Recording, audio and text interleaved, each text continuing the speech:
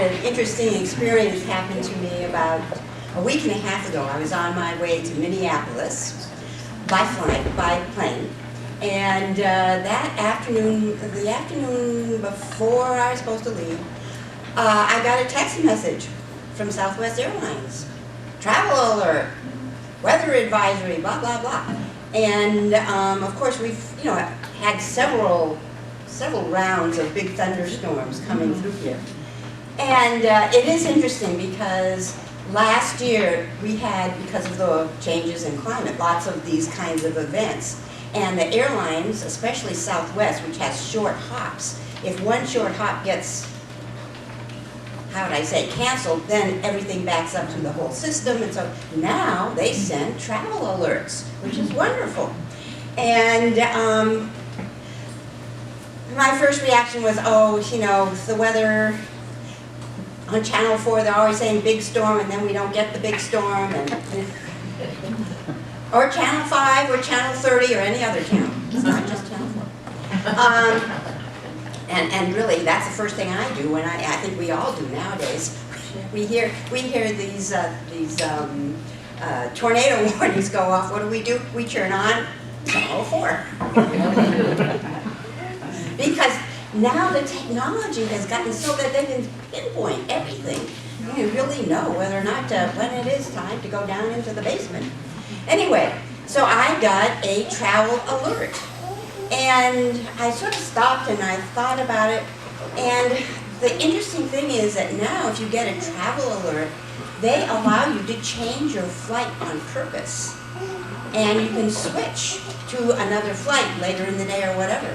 And the thought occurred to me, aha, on the next day there is a direct flight where I don't have to stop over in Chicago, don't have to change planes, and it's much more expensive, but I can get it anyway. So I thought, ooh, this is going to be a great opportunity. I think even though I have to sacrifice half a day of seeing my sister, I'm going to switch. So I called up and went ahead and switched my flight over to the next day, took a direct flight. It was much easier, much quicker, and so on and so forth. Now, we all have had different experiences in life where we get an alert about something, or we have an intuition, and don't you always sort of want to go back and see, well, I wonder what would happen if I did the other thing. So I got the opportunity to do just that because I have 2 apps. I'm a big traveler, so I have 2 apps on my phone that track airplanes. So the next day, of course, I had to track it. And by golly, what happened was the first plane never left St. Louis. So I would have missed my Chicago flight entirely. So I got that wonderful feeling of, ooh, the right decision.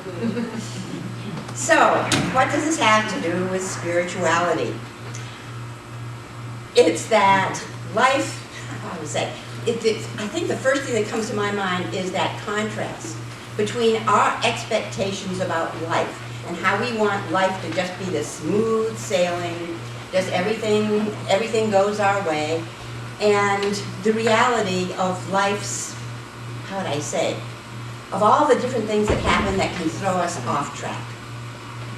Travel alerts, whatever you want to call them.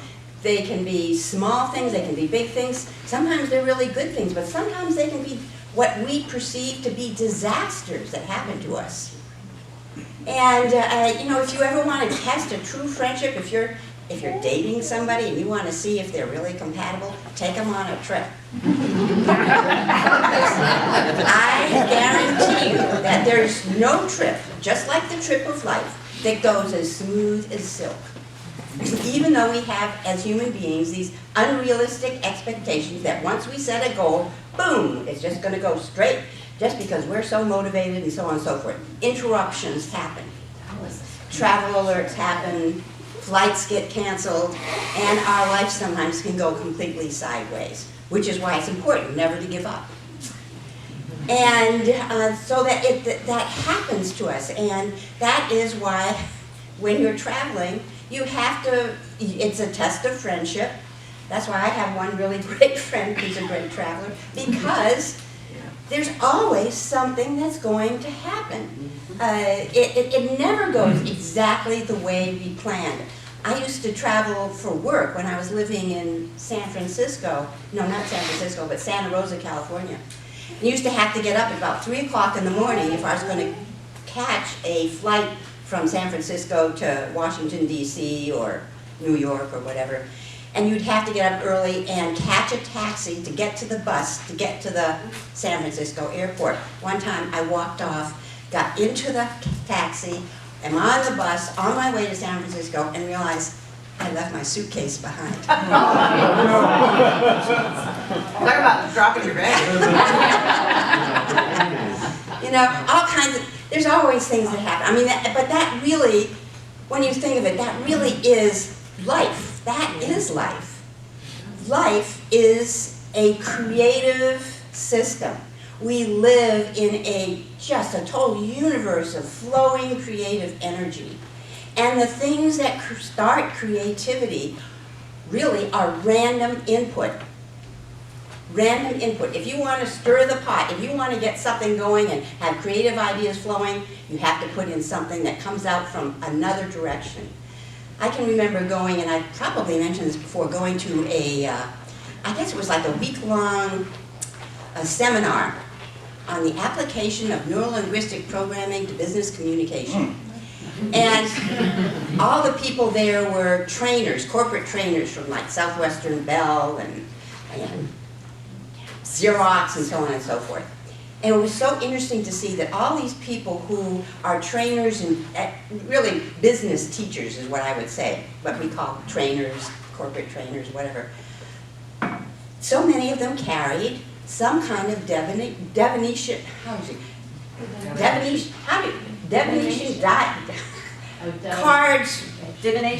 divination cards. Thank you.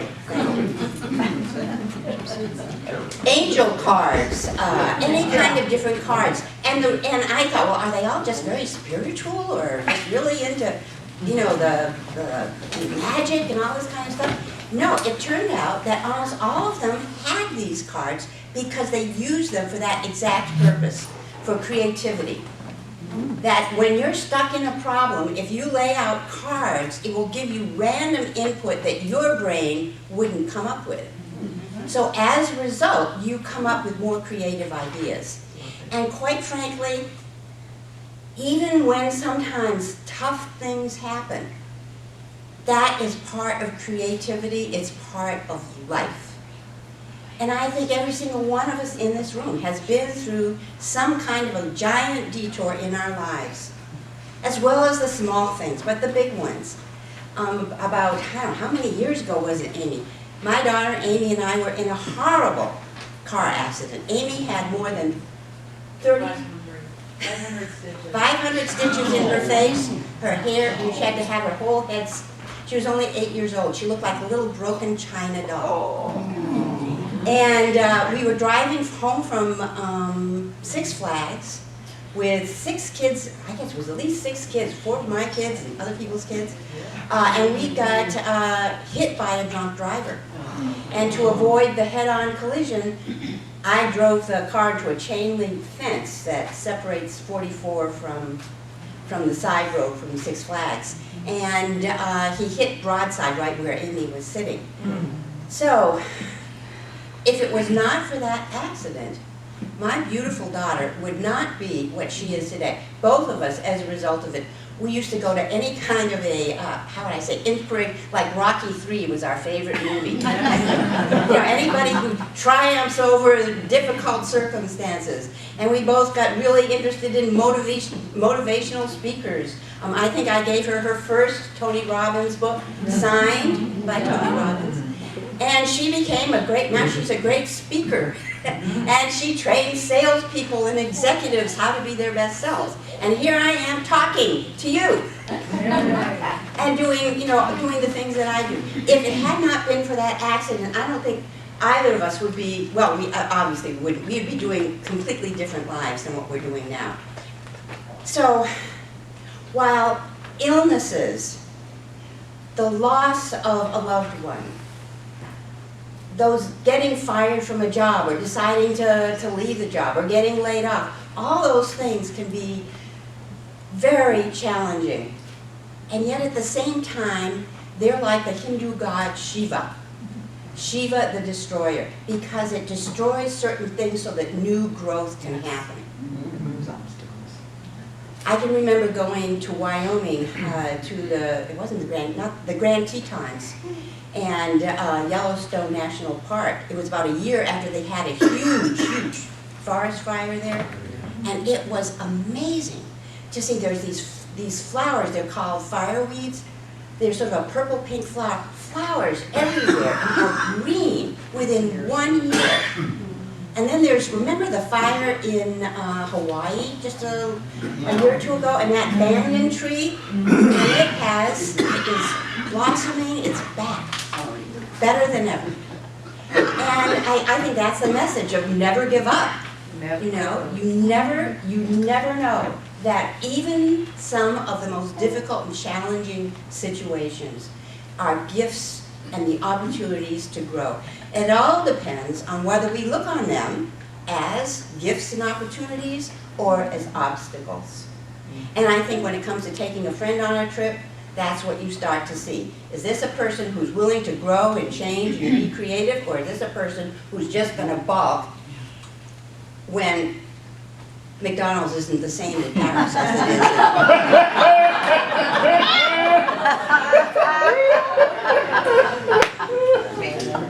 And what about boredom? Boredom is a big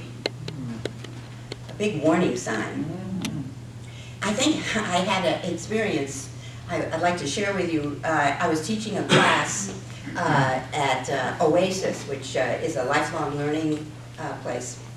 And I had a 97-year-old lady come in, and she drove all the way into Clayton from Baldwin on her own. She had to leave early at this particular class because she was meeting a bunch of her red hat lady friends for lunch. Very active. And she said that she had a rule for herself. She does not allow herself to watch television until 8 o'clock at night because she does not want to be a couch potato. And I have to tell you, I had to look at myself. Because there's a big, strong, a strong tendency to finish the dishes, take care of everything, and just plop in front of a television. And not because we really want to see, it's just because it's there and that's what we always do. Boredom. And I made a new tiny habit for myself. My tiny habit is, at lunchtime, I will plan my evening. I am not going to watch television unless there's something specific that I really want to see. I'm not going to just sit there, sometimes just scrolling. Even I want to see a movie. Have you ever caught yourself wanting to see a movie and scrolling and scrolling? Forever. Because we're bored. That's a sign. That's a travel alert. That's a travel alert that we're being too passive. And it's time to look at doing other things and do more of our life with intention instead of reaction and waiting for things to happen. So those things get in the way. And yet at the same time, divine presence is always available to us. And it is available to us when we take the time to stop and listen. Now, you'll hear a lot here in this particular community about meditation and how important meditation is. But if it's not meditation, there's other ways. It's just ways to be self-aware and to listen to our thoughts and to listen to what's happening and going on instead of going on just reacting to life.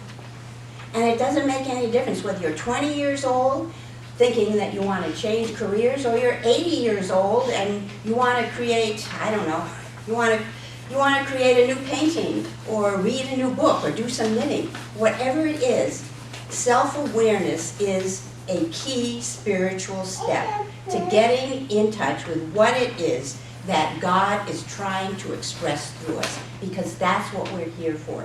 We're here to be creative expressions, not just reactors to whatever happens in life. So whether it's 8 o'clock at night or 7 o'clock in the morning and you take the time to be still, to write in a journal, to write in a gratitude journal, or you take the time to go for a walk and listen to your thoughts, or you have time to sit still and knit or paint or do something that is with your hands so that your mind has the time to listen. Because you are the blessed place where God shows up. God can only express through you and do things for you what He does through you. And if we're just mindlessly going through life reacting, life is going to be boring.